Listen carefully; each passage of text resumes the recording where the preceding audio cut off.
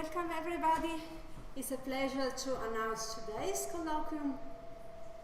I've looked in our history, and this is our first in-person colloquium since November 2019, so it's close to 2 years from the last time we could be here in person to listen to a speaker. And for this special occasion, we have a wonderful guest, Professor Lucia Caporaso from Università Roma Tre. Lucia is an algebraic geometer. She has studied in Sapienza in Rome and did her Ph.D. at Harvard with Joe Harris. After that, she had an international career, but now she is settled in Rome. She has a very interesting production with more than 40 papers, and she has been distinguished in many occasions. For instance, she was a speaker at ICM in 2018. Moreover, we will be able to welcome her again at the joint congress with UMI in May next year, because she is in the scientific committee for that. And today, she will speak about the classification of algebraic varieties. And just a technical announcement for those who are at home and following through YouTube. In principle, you can still ask questions by writing them in the chat. We will try to keep an eye on that and follow.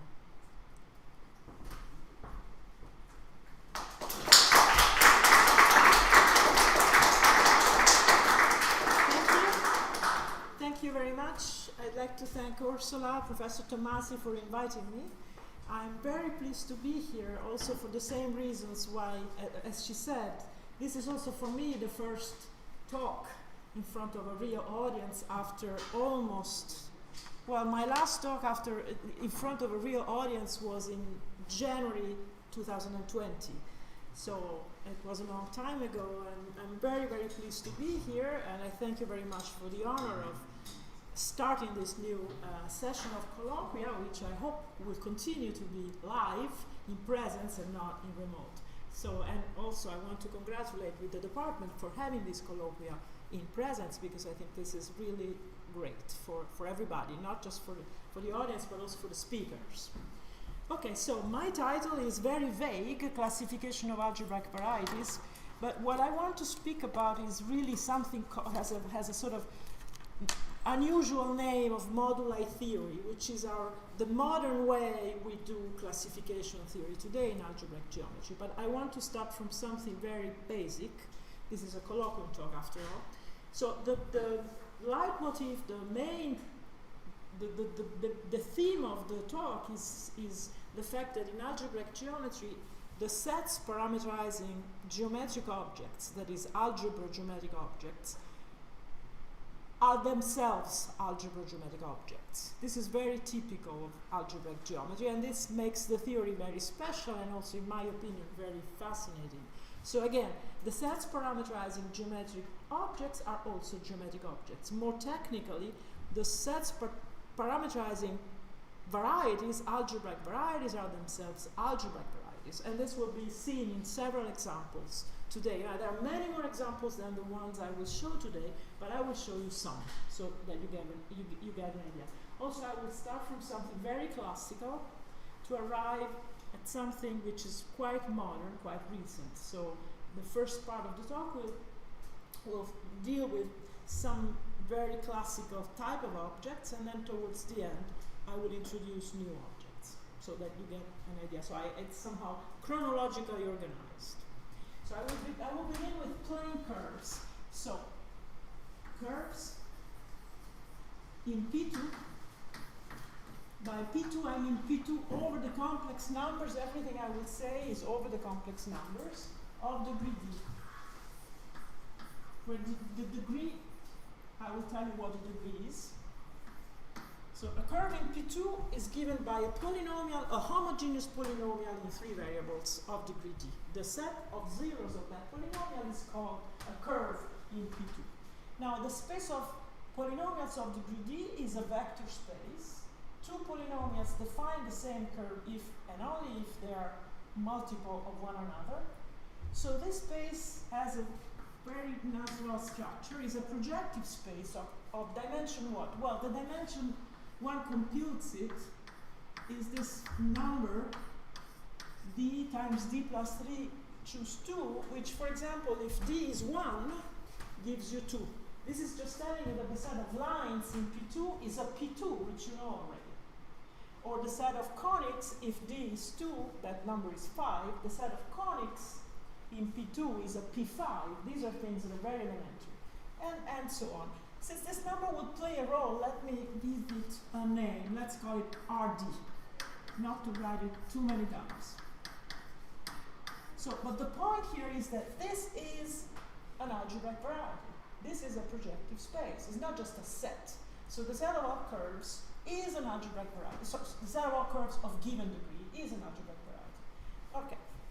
I could give you more examples of that. For example, the set of lines in any space, in any projective space, not only in P2, in any projective space, is a Grassmann variety. It's called the Grassmannian. That is also an important variety. Plenty of examples, but since we don't have that much time, let's stick with this and let's see how this point of view helps you to prove theorems in a very special way. So what I want to do is I want to give you a proof of a very famous theorem about plane curves using, let me call it the modular or the classification theory perspective. So the theorem about plane curves I want to prove for you is the Bazoo theorem. Bazoo theorem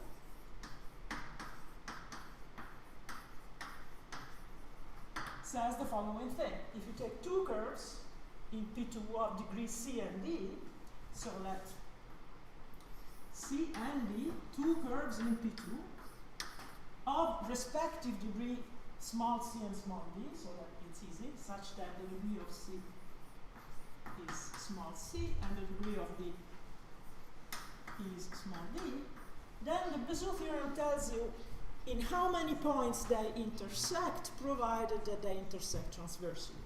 Now, in fact, the Bazoo theorem can be stated a little bit more generally. So we say, I want to say something about this intersection, okay?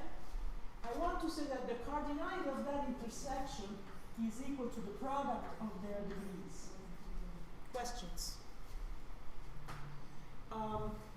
Now, this is not always well defined because the curves can meet, the cardinality of this set is not always well defined because the curves could meet in a weird way, there may be multiplicities. So instead of talking about the number of points, we talk about the degree of this kind, of this object. Whatever that means.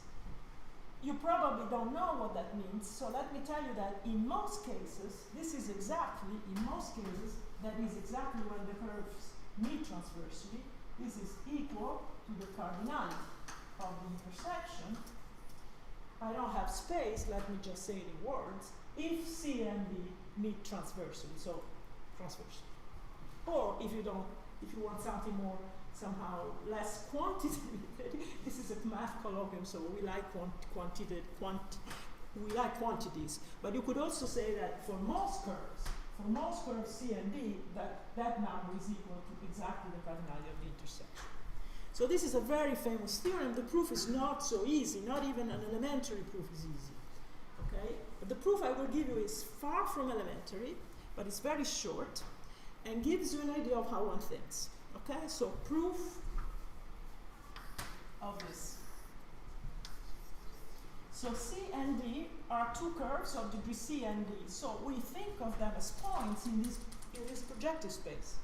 So C is a point in PRC, I'm using this notation here, RC, and D is a point in PRD.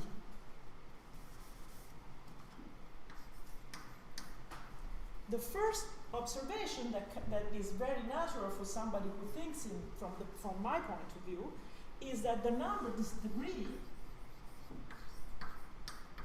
does not depend on the choice of C and D. This is implicit in everything I've said. Okay?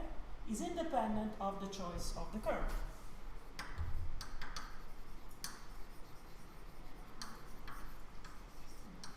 Therefore, I can take certain curves that are very special. So let L be a line.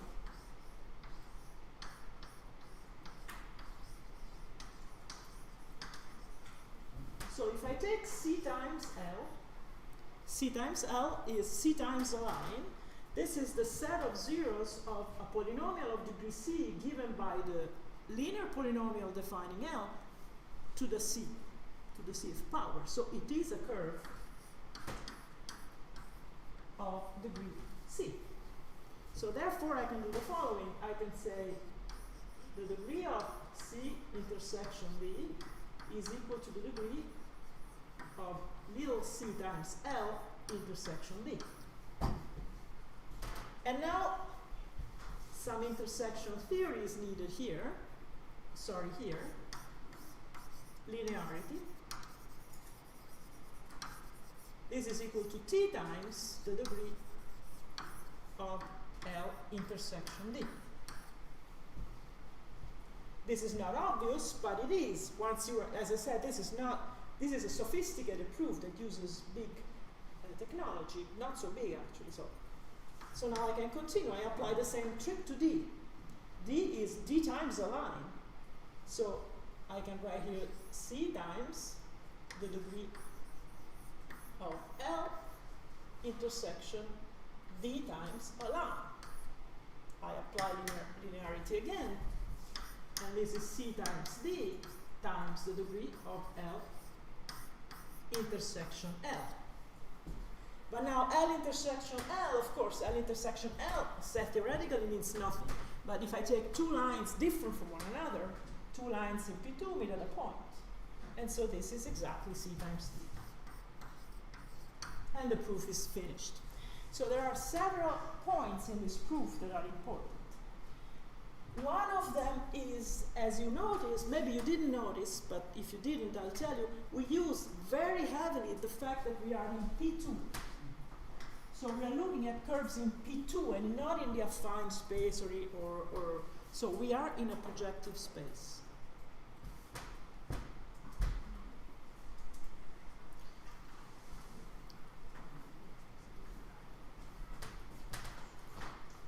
And the second thing is, of course, this is the beauty of this theorem, is that it holds for all curves. No matter which curve you choose, that it always holds. So it's a very, in fact, it's a very famous theorem. Maybe you haven't seen a proof of this, but I'm pretty sure that everybody here has seen it at least once.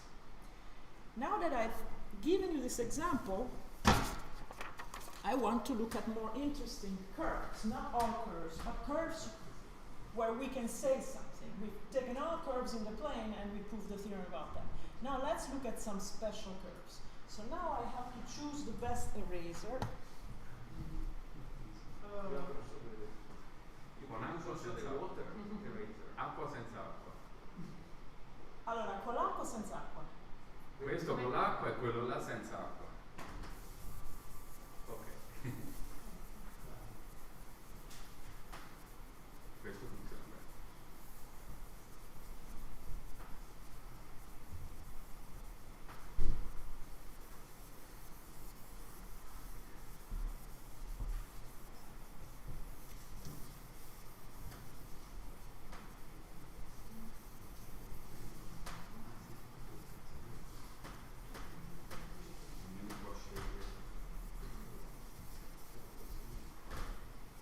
I'll be faster next time. No, this? No? No? Nothing? Sì o no?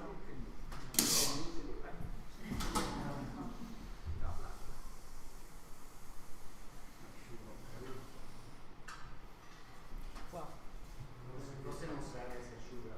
Mi fermo qua. So I was saying now we look at more interesting curves, right? So we were looking at curves in P2 of a certain degree, all of them. Now I want to do some actual geometry. So I want to look at some. So these as I said, in here you have all sorts of things. But the general there is a dense subset in here of curves that are non-singular.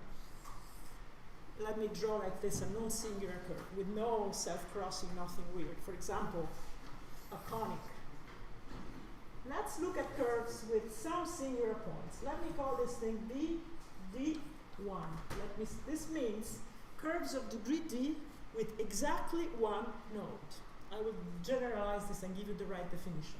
So the picture here would be something like this. So again, these are curves of degree D with exactly one node, no more. So this is actually a proper subset, and then we can continue. D with two nodes, D with delta nodes. So these are curves, degree D curves with exactly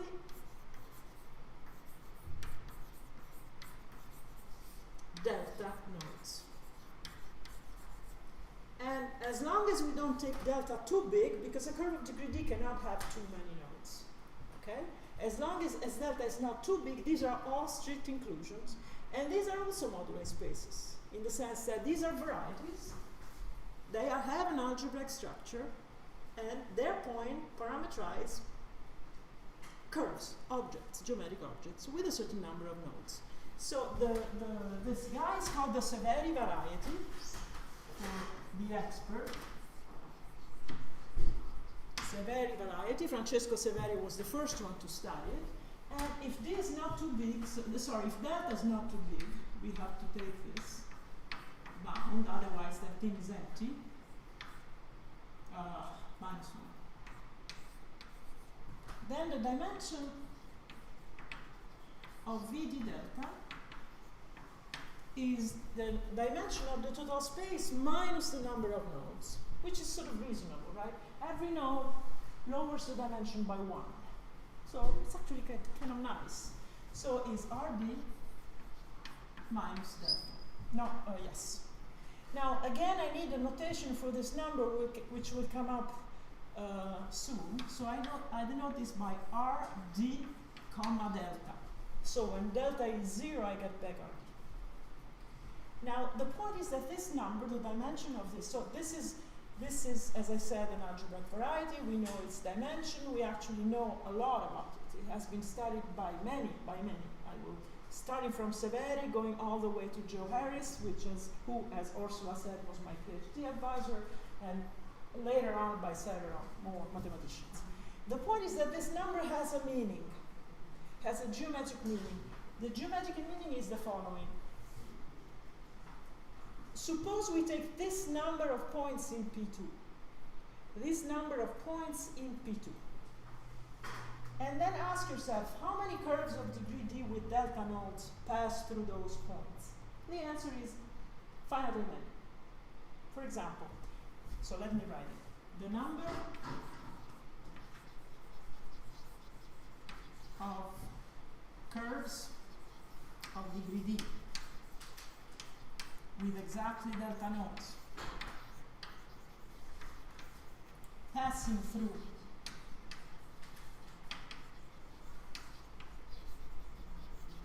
RD delta points, in general, taken, I need to write general here, I'll explain what that means, is finite.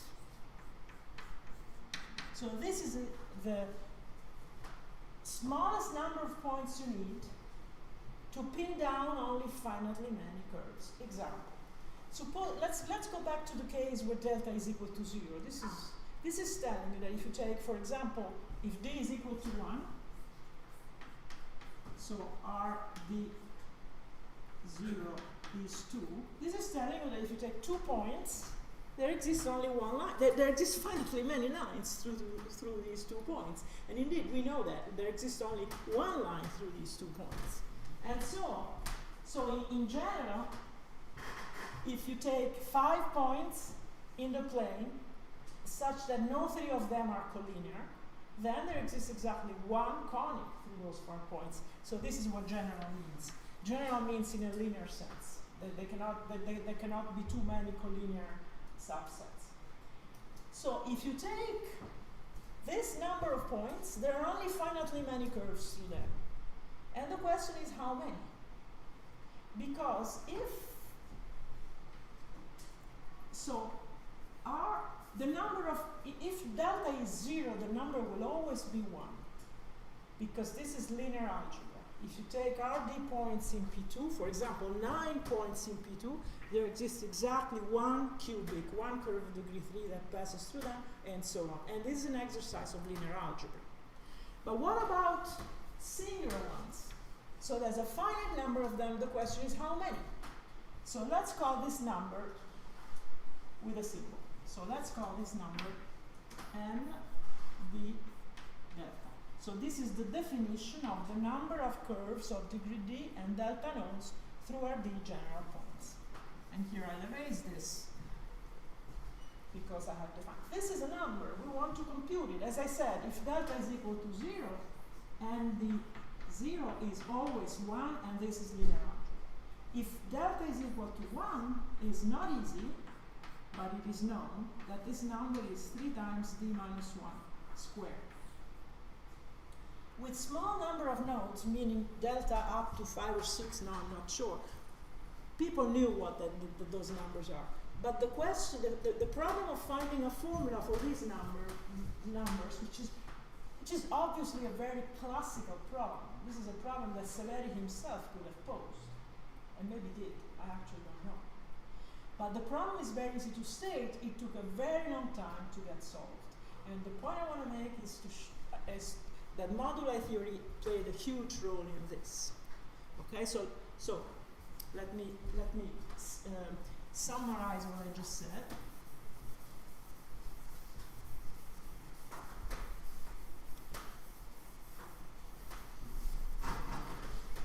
So this is our enumerative problem. Find the formula for this number. Okay? Compute. Actually, find the formula. And let me tell you why this is much harder than what it sounds. And also, so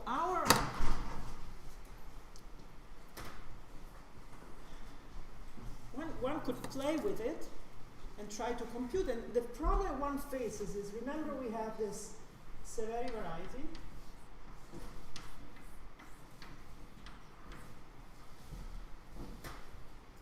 This is not complete. Now, this is another theme I want to discuss in this colloquium. What does it mean to say, what does it mean it is not complete? It means that there are arcs in algebraic geometry. Completeness is very close to topological completeness. But we don't have sequences in algebraic geometry, we have arcs. So a space is complete if any arc, think of an arc as a very small curve in the complex number. If any arc contained in the complete space, also the limits of the arc are in the space. So this is a complete space. If a space is not complete, there are arcs in that space whose limit is not in that space. And these are definitely not complete. They are not complete because it's very easy to find families of curves, for example, with one node. So suppose we have one node that generates remaining one nodal to something, for example, of this type with two nodes. And that's not a point in VD1. So this is a point in VD1. Or worse, something with a cusp. Or even worse, something with two nodes but which splits into components, and so on. So those spaces are very much not complete. And this is precisely, even though it's not evident right now, why it is so hard to compute that number. In fact, you can say, okay, fine, this is not complete, but we are in a projective space. I take the closure of it, that will surely be complete. And indeed, so let me write it, so somehow save on board space. So this is the closure of this. This is, of course, complete. So maybe I can work on this. And no, we can't. I mean, we can, but we will have to wait about 50 years because the geometry of this completion is very complicated. So the points at the boundary, the complement of this, are very, very, very hard to describe. Okay, they have been studied by the same people I mentioned before, but it's not a nice space. And why do I mention this? You see, the number we want to complete, this is an exercise for those of you who already know some of these things. The number we want to complete, n d delta, is the degree of this as a subvariety of a projective space. A subvariety of this projective space has a degree as every projective variety, and this is precisely the number we're trying to compute.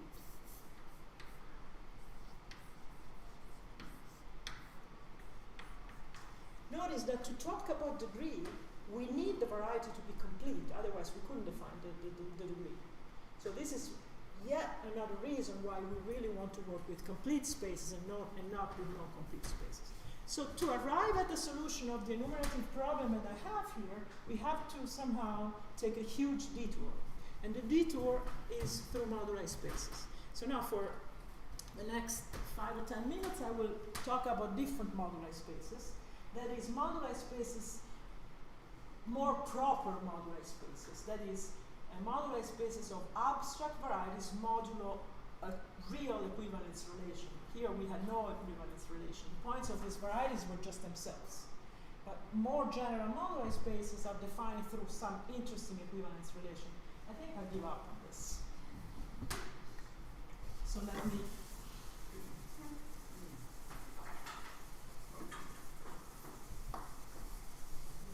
professionally use our posso continuare? Ma figurati. Lascia stare.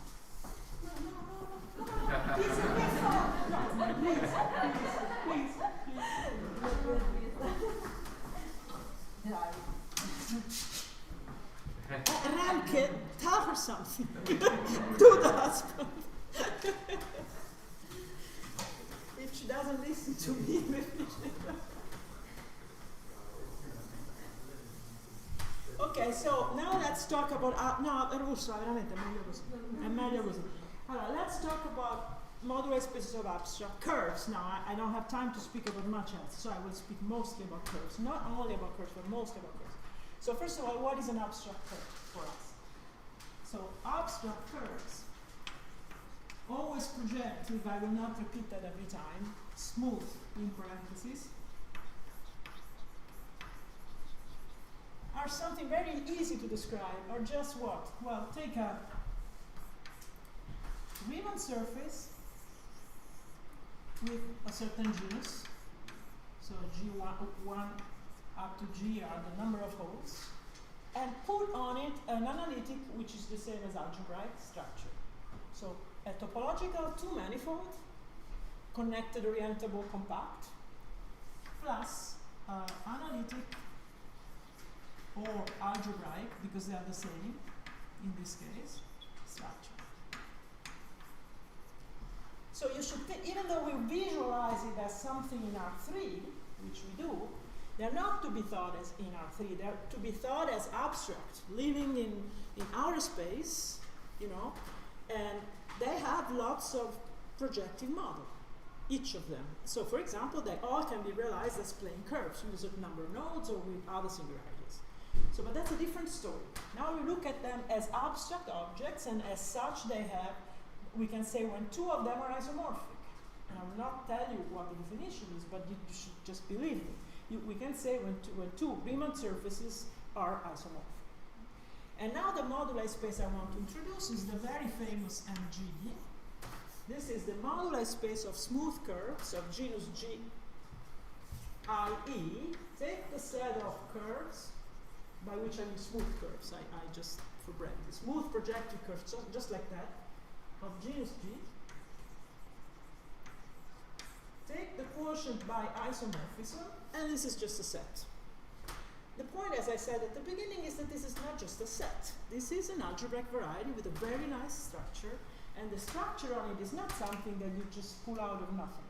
No, it's the structure that tells you exactly how curves move, how they deform to one another. So the structure of an algebraic variety here has a precise meaning.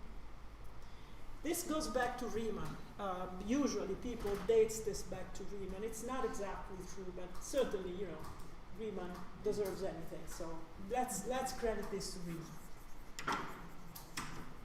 To actually construct it as an algebraic variety involves a lot of work, but the main idea is to Riemann.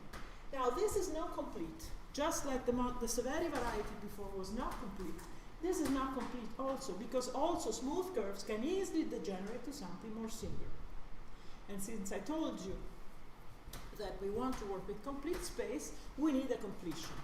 There are many completions of MG, but the most important one, and the more time goes on, the more we convince ourselves that is the best. And I hope to give you also today a reason. I don't know if I hope to have time to give you a new reason to actually to support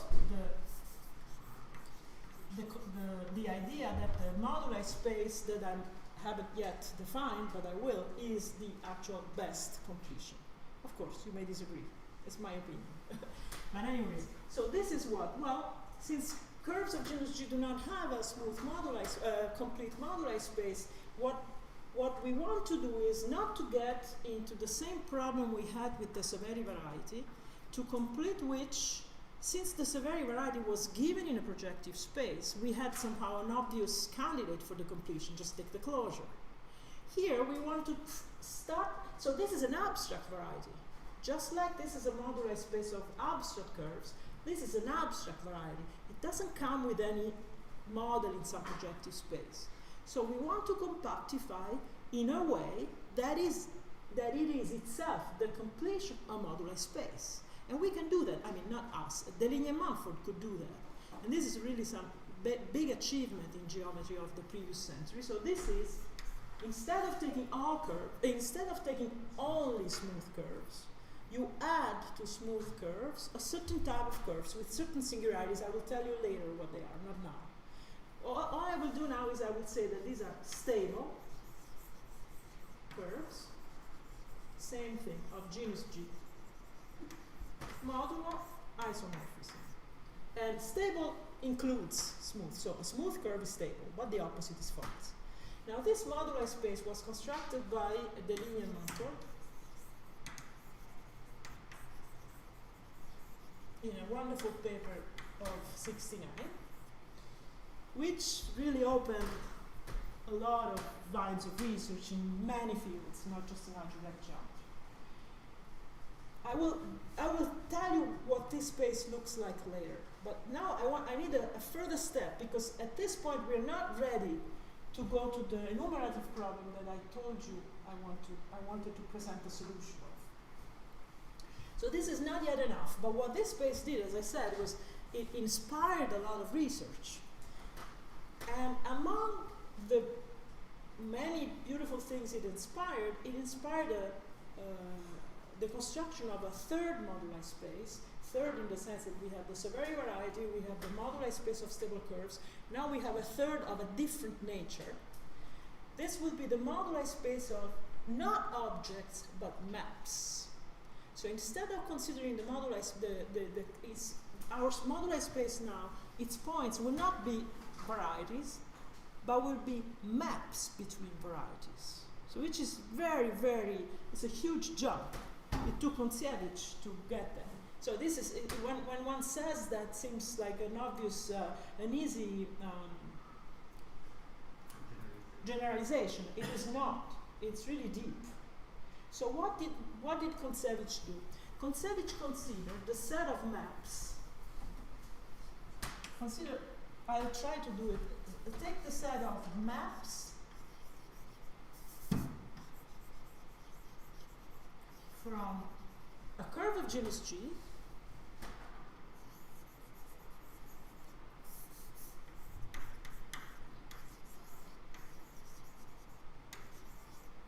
to some variety.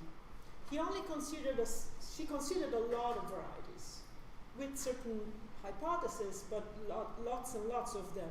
Here we are looking at a small fraction of what he did, so we look at maps to P2.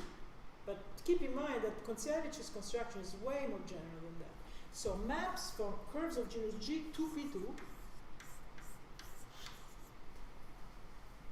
okay, of a certain degree, meaning that either the image is a curve of degree D or the map itself is a map to something, has degree D. So let me just say of degree D.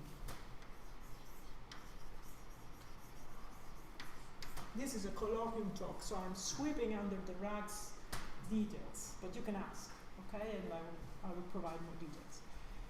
This space, modulo whatever equivalence relation we have on these objects, is well defined as a set, but when you try to put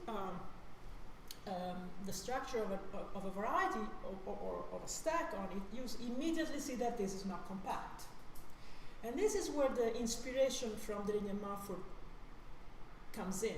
So Koncevich, very much inspired by this work, defines stable maps. So here I will add the word stable, although it doesn't mean anything because I'm not defining to you, but it's important that you know that there is some link. I put the word stable, and then take this modulo the right equivalence relation. It's not isomorphous anymore because now we have maps where the domain vary among all curves of genus G. You are allowed to take also singular curves because stable maps implies that the domain can be singular. The only thing that stays put is P2. And now this is a moduli space which is denoted, I don't know if that will fit, G of P2, comma D with a bar. The bar denotes that it's the completion of something. And this was constructed by Koncevich many years later, I think 95. That's when, at least that's when it was published. Now, why did Koncevich do that? So Koncevich was not interested so much in the modular problem. Koncevich was interested in the enumerative problem I stated before, and not just in that problem. Koncevich was Koncevich, like many other people with strong interests in physics, especially in string theory, were interested in computing number of curves in certain varieties satisfying the right number of conditions to pin down finitely many. So the same numbers and d delta that I defined before can be defined for more general varieties, notably Calabi-Yau manifolds, which is what they were looking at, the physicists and the mathematical physicists at the time. So they wanted to, and in their study, in their predictions, the physicists, Witten among them, but not just Witten, had found a way coming out of formalism, purely formal computations, coming from their predictions in physics, to compute some of the enumerative numbers, some of those numbers that were not known before. So this is why, and so Koncevich somehow, so what happened, I'm making it very short, Koncevich came up with a formula not for the general enumerative problem I stated before, but for the case of genus 0. So let me explain. So remember, I had defined n d delta.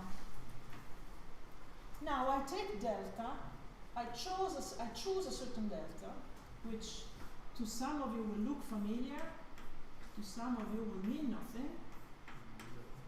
This number here. So this tells you that the curves of degree D with this number of nodes have genus 0. Okay? So this corresponds to curves of genus G, 0.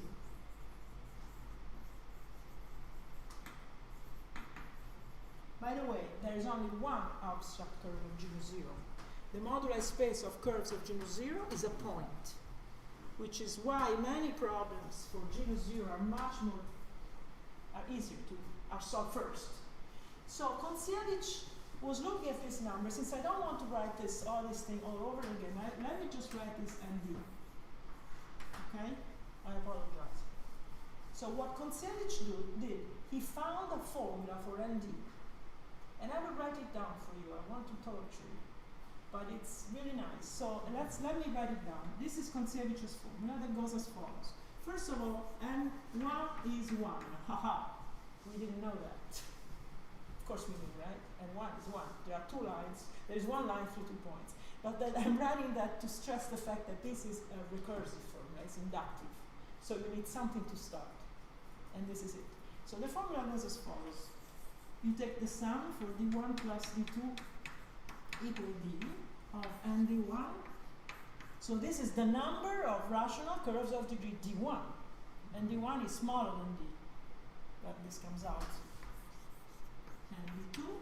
Then I will not torture you all to the end. And here let me just write f of d1, d2.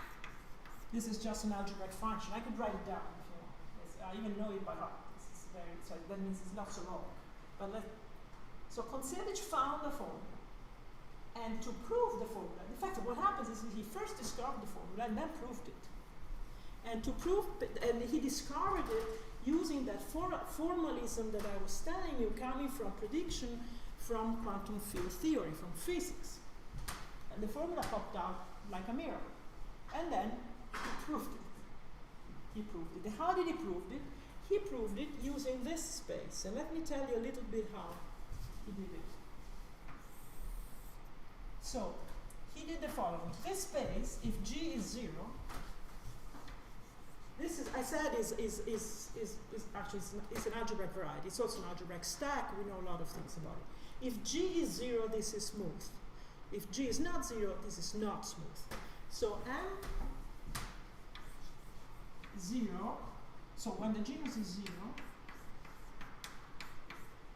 is smooth. And it is not so if G is positive. So I'm behind with time, so I wanted to tell you how one proves it, but I've decided to skip that. Otherwise, I will not have enough time. I will just tell you what goes into it. Since this is smooth, you can do intersection theory on it. And you can interpret the number MD as the degree of another map that I don't have time to tell you. And that map, the degree of that map is computed using intersection theory. Intersection theory is something that works well on smooth spaces. Does not work well if the space is singular. Which is why his technique enabled him to find a formula for genus 0 curves, but not for curves of higher genus. And I will say nothing else about this because I see that I don't have much time. But I want to mention one final thing. After Kontsevich proved this formula, which has the really remarkable feature of being recursive. So this was already in the air, but not so much. This was really something, had a big impact. The recursivity of this formula. It may sound obvious, but it was not obvious at the time. I remember very well. It was really had a big impact. And then I just happened to find myself in the right place, because then after reading this work and studying this work, I was at Harvard with Joe Harris. I had already finished my PhD, but let me just mention also to advertise my work, especially to advertise the fact that the formula is proven. There is a formula for MD delta is known, is a function of n d prime delta prime with the pair d delta less or equal than the pair d prime delta prime. This was, I'm not telling you much else, only that this was proved. It took some time in 1998.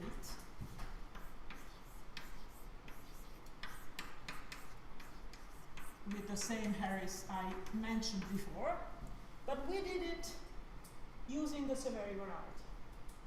So we could not, and there are other proofs of that formula using tropical geometry, using different means. But what we did was we borrowed from Kontsevich the idea of recursion, and then worked hard on the Severi variety to avoid all loci in the Severi variety, which we wanted to avoid. So you didn't use this technique? We did not use this moduli space. We used the complete Severi variety I mentioned before. So we could not use this technique. We had different we could find different formulas of Kontsevich's work, but the formula for plane curves of any genus was proven on the Severi variety completely. So the point of this also, I think these are things that are somehow have a very classical flavor, so they're not very technical. I think they're a good topic for a colloquium talk. But also I think it's a wonderful example that explains how the perspective from moduli theory can help in very concrete problems like these. Okay? So that was my main point.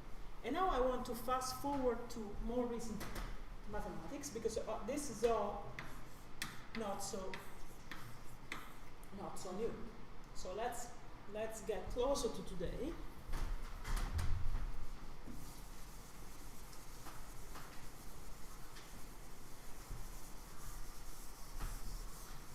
And now I need somebody to tell me when I have to stop while I erase. Because I don't remember what time I start. And you start 10 minutes later at least, so if you stop at 10 after 5, I can stop. Okay.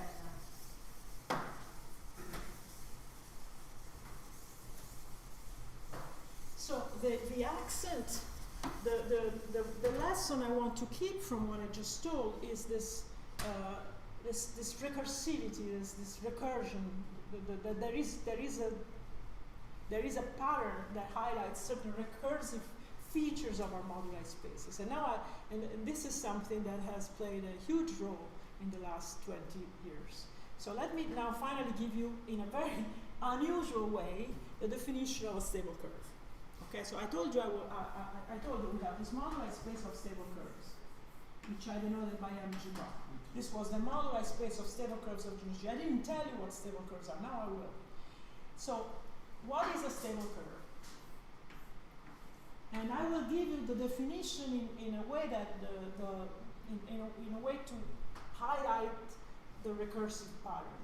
So the point is, a stable curve is obtained by gluing together smooth curves at nodes in such a way that, in the following way. So first of all, the things that we have to know is that these are connected and have only nodes as singularities. But that's not enough. And only nodes, at most. Let me just write a node. So that means at most nodes as singularities. So now, how does one describe it? Well, they come with a presentation. The presentation is the following. Let's take a union, disjoint, let's say gamma, some number gamma of Ci.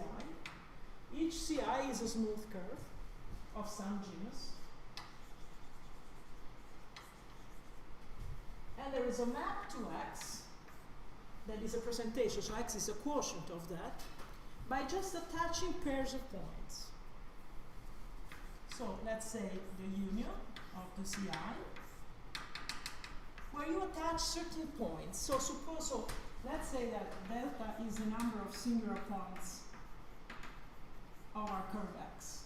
Then here you identify delta pairs of points. Okay, so let me write it this way, somehow, just a random Pj I J1 equal Pj J2. For J, that goes from 1 to delta, so one pair for each node. And the requirement is that Pj J star belongs to Cj star. So the lower index means indicates the curve on which it lies. So all of these. And of course, I mean, not of course, one has to say this. This comes from the fact that the curve is nodal. These two delta points are all distinct. They can never coincide. So the point is that in nodal nodes, among all the singularities that exist in algebraic geometry, do not really require any gluing data. Once you have the 2 points to identify, that's it. From in the local topology, 2 nodes are always the same.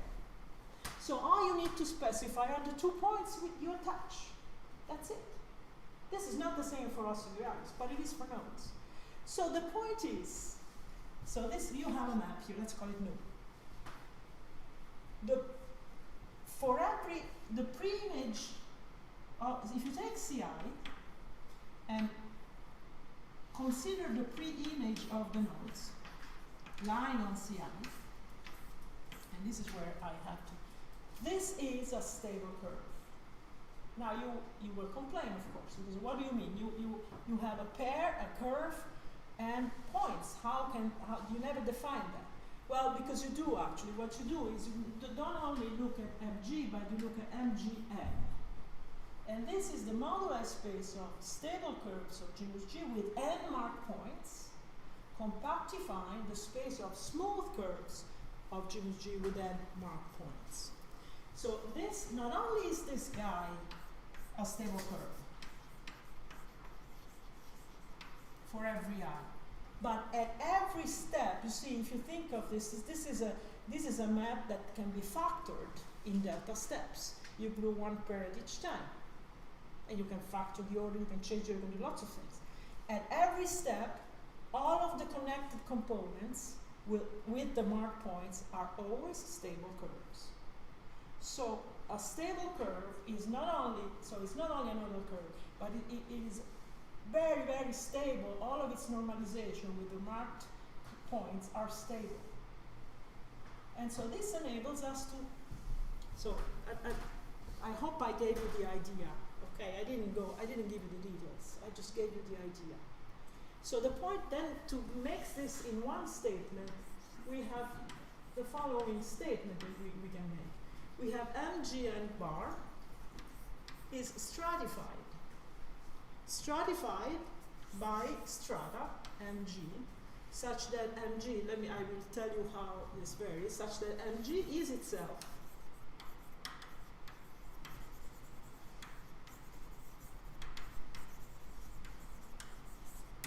of stable curves with marked points, always with marked points, such that and it is an irreducible variety of the given dimension, so you should think of it as a very nice variety. And the closure of a stratum is a union of strata. So it really is compactification, stratification. So let me write this G prime less or equal than G, because the index set, I didn't tell you yet, is curly G and D. This is a category. It's a poset, so it's a partially ordered set, but it's also a category. It's the category of stable graphs whose objects are edge contractions and isomorphisms. So the point is, this category is a category, and I will write objects, stable graphs, of genus G of course, and the arrows are edge contractions.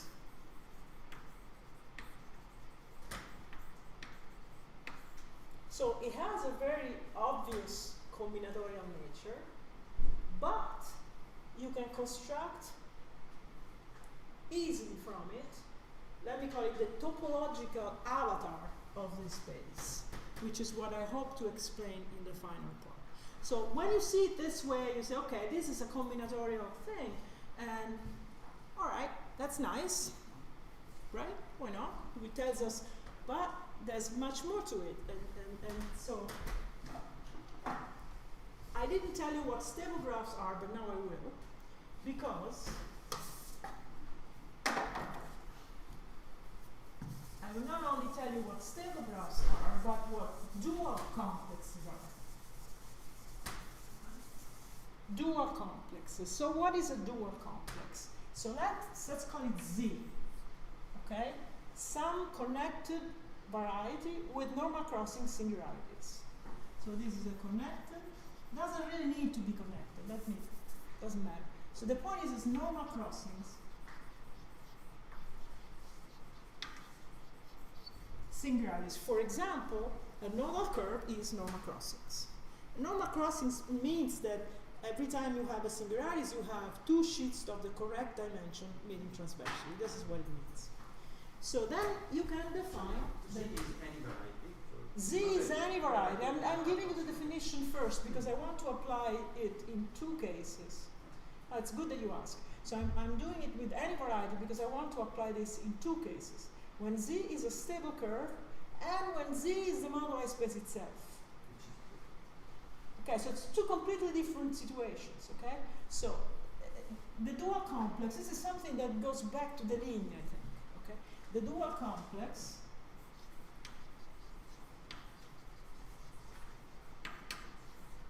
certainly goes back to the linear, to Mumford, Knudsen, Sandona. It's a space that has been there somehow uninvestigated for a long time. Is what? It's a CW complex. It's a topological space, okay? So it's a union of cells glued together. The dual complex of Z is the following. The vertices, it's denoted by delta of Z. The vertices are the irreducible components. And I need a name for them, so let's say Z1, Z gamma. The edges, there is an edge between Zi and Zj, my gamma looks like my J, for every irreducible component of their intersection. So the edges of type Zi, Zj are vertices, so there may or may not be one or more vertices between them. So these are the irreducible components of Zi intersection Zj, and so on. The faces Zi, Zj, Zh, irreducible components of Zi intersection Zj intersection Zh. So if they don't meet, you could know. You can have doubles. If I is equal to j, the irreducible. Okay, you're right. This is not perfectly defined. If I is equal to j, you put the intersection is given to the self intersection. No, you're right. So we also allow self intersection. So, for example, for a nodal curve, for a nodal curve, you have a loop for every self node. So these dual graphs, these stable graphs of genus G here, are exactly all of them the dual complexes of stable curves of genus G. Domanda. Sorry, question. So you can have I different than J, and we have several intersections between the two components. But we will have this, I don't remember anymore. I didn't hear. Than J, if I is different from J, and you have several intersections. You may have several edges. So let's do an example. Let's take how about an example? Maybe that will answer. So let's take the following curve. So this is Z1, and I want to self-intersect, okay? And this is Z2. And then forget the mark points. Those are just a nuisance, which is useful, but it's not, doesn't add anything. If you understand this, you understand everything. So the dual graph here has two components because there are two vertices. Each of the two components has a self-intersection with only one component. So you have, so this is say Z2, and this is Z1.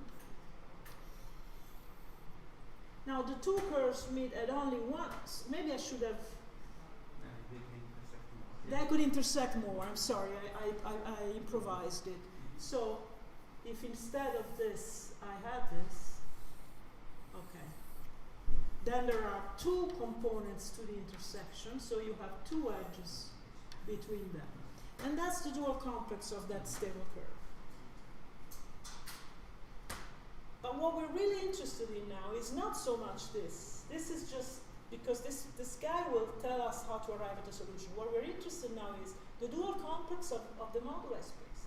Because the moduli space MGN bar also has normal crossings. So the dual complex of MGN bar, this is the really new thing that was not studied before, or at least not that I know of.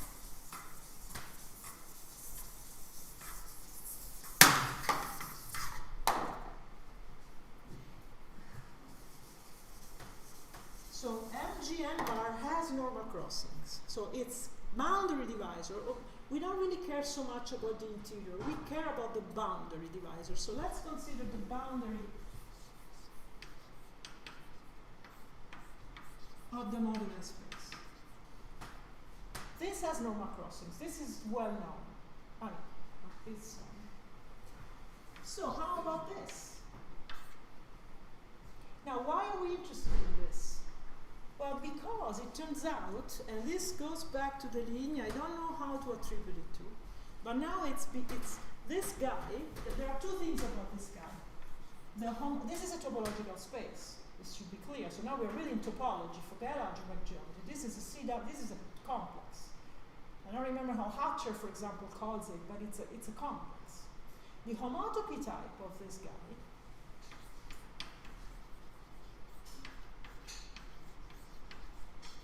first of all depends only on the interior. This is quite striking. So it doesn't depend on the choice of the compactification. It depends only on the interior. Depends on NGN. And you can use this guy to compute some, so far we have some homology groups of the moduli space of smooth curves. All right, now I am really out of time, but what I wanted to tell you, so now I will just tell you the main point. The main point is that this guy, by a theorem of a few years ago with Abramovich and Payne, has a very clear description as, and now I will write something that I haven't defined, but I'm out of time. I will answer questions, but just so that you get an idea. This is the space, this is the set of tropical curves. Let me write it this way. Tropical curves, and a tropical curve is just a graph with a length on the edges. So those are the G in there. That's the only place of the board that needs to stay, such that G is an object in that category, and L is a function on the edges with real values. So you see the topology somehow appearing of volume 1. So you don't take all tropical curves, you take only those such that the sum of the length of the edges is 1. Let me not erase this. This sum is for all edge of the graph. Now this is just a set. I didn't tell you what a tropical curve is, but somehow I did. I take a graph, I put a length to every edge. That is a tropical curve, period. So this is a set. Well, this is not just a set. This is a subset in the moduli space of tropical curves, which I have not defined. There's no bar. And this is a call complex, which is very explicitly described. So when we prove this, then Sampayne and his collaborators went on and could compute this guy, the homotopy type, and several invariants, homological invariants of this guy, which is, by the way, usually denoted just delta sub G. So this guy again is the boundary complex of the moduli space of curves, and somehow we found a description of it very explicit as a moduli space, because this is a moduli space. I forgot to write this is moduli isomorphs. This is a moduli space. So the dual complex of the moduli space is a moduli space for tropical curves. And using this, just to mention a very recent paper that appeared in 2021 to give you a flavor of what kind of results one can prove. And about this, there's somebody in the audience that can explain much more than me, but for example, in application,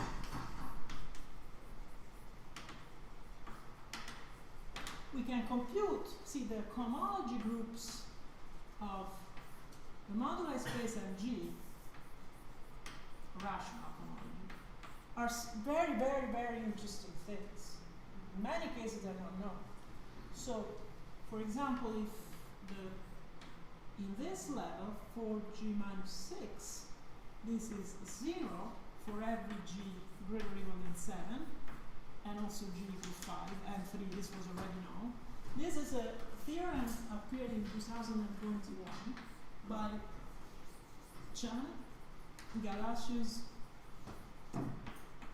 and the same thing there. So they could compute this, computing on the boundary complex. And I just want to give you an idea of how these things are progressing. There are other results of this study. I just mentioned one, basically because it's very recent. But I'm out of time, so I prefer to stop. Thank you.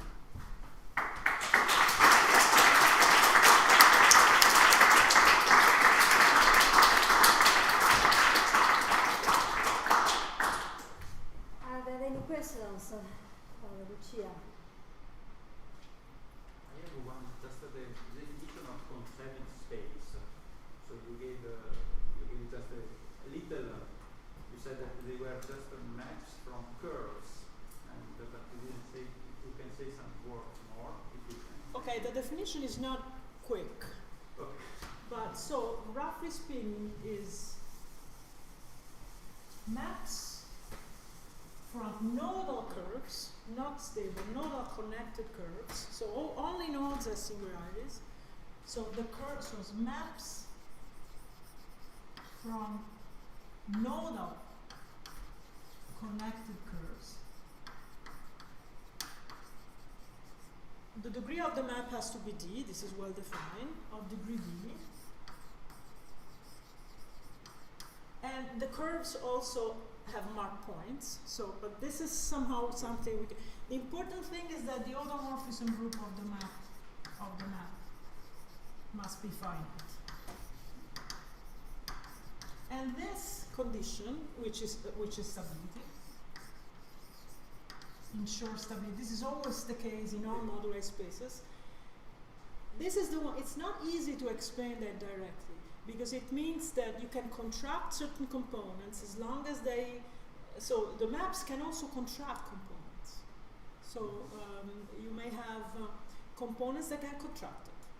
So it's not birational maps. It can be, it's complicated maps.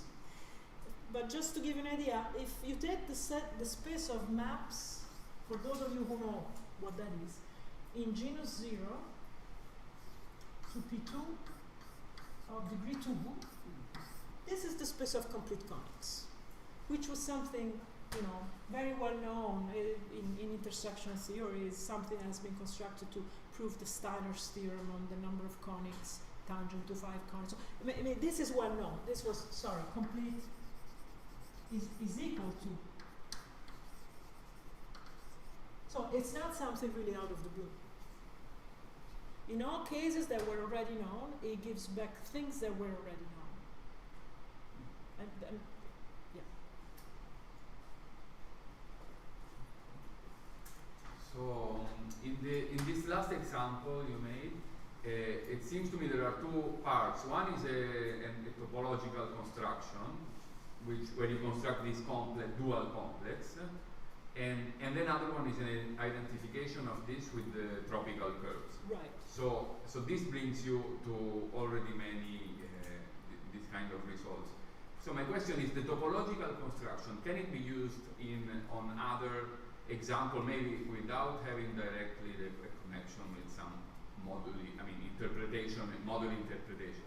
For example, yeah. If you look at Severi varieties, these have a particular boundary, or I don't know, any other kind of information when you know the interior. Let me write down the topological construction. I'll tell you, I'll just write down what this is. So this is, it's a topological, I said that curly GGN is a category, and to every graph in the category you can, so I will just first write it down, okay? This is a colimit in the category GGN of certain cones. So G is an output of GGN. This is what it is. Okay, so this construction is very general. This is something we did with these two orders and can be used in many other settings. Let me just tell you what this sigma G is. Sigma G is a graph. So just as I said, is a graph. So it has a certain number of edges. So this is a cone. The point I want to make is, yeah, that's right. The point I want to make is this is a cone. This is a real in the sense of over R. a real cone. To this, you associate a cone, and the cone, denoted by sigma g, is just R, non-negative, so it's a cone, and you have one dimension for every edge. So this is the set of edges of the graph. So because in the category the arrows are edge contractions, you have maps between cones that are completely dictated by the category. So this guy can be constructed in many other situations, and in fact it has been. For example, it has been for spin curves. We did it with Melo and Pacini. It has been done in many other applications. So it's a completely general topological construction as long as you have the stratification result that I erased. So you need to have a stratification in a certain sense. And then this is a topological construction you can attach to it. And it is a so-called generalized cone complex. So these are cones. You take the cone limit and you get the generalized cone complex. This is what it is.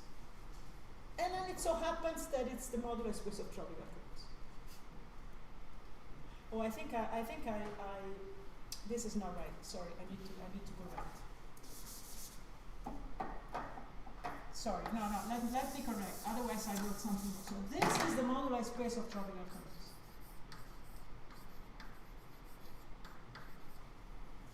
And in here, you take the delta G. And that's also, which is equal to this.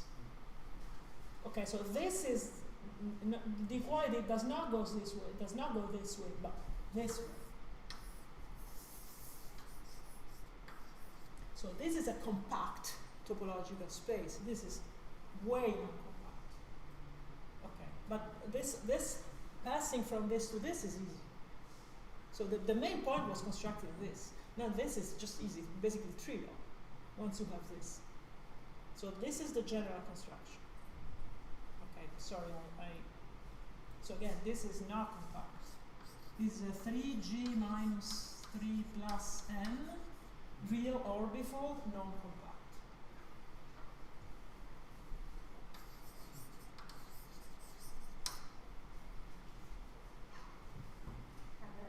Questions?